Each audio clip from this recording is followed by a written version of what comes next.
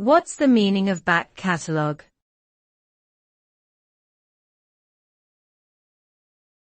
Back catalogue.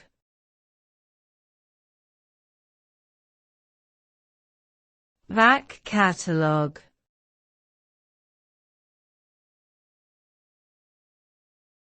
Back catalogue.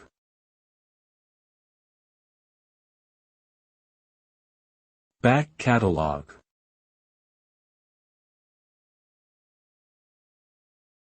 The term back catalogue refers to the entirety of a musician's previously released works, including albums, singles, and other recordings. Typically, the back catalogue includes not only the artist's most recent work, but also older releases that may no longer be in active circulation. This term is often used in the music industry, particularly by record labels and distributors, to refer to the entire collection of an artist's recordings that are available for purchase or streaming.